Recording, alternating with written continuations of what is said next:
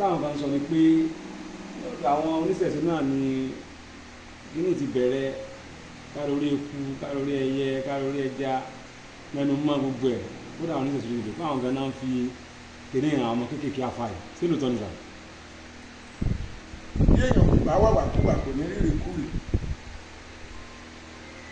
èmi sì ń sọ pé oògùn owó ni ká ṣiṣẹ́ oògùn owó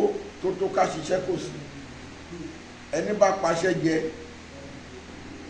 kò lè paṣẹ jẹ o ọwọ́n kárórí eku kárórí ẹja kárórí ó ti wà látètè bọ́ ṣe bẹ́ẹ̀ ni ó sì máa bẹ́ẹ̀ ló ń bẹ lóde òní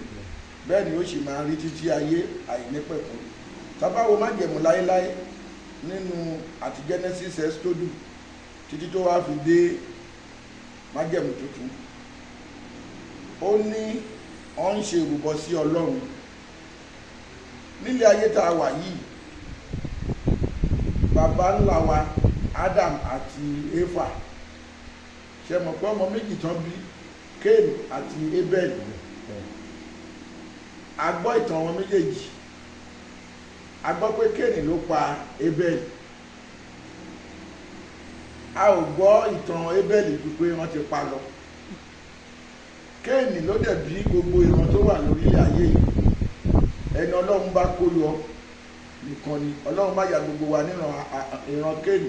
torí ìran apààyàn níran Cain ló dẹ̀ ṣe gbogbo ẹni tó dẹ̀ wà lórílẹ̀ ayé yìí so kéèyàn má dúró kó má jẹ́ kó pa àwọn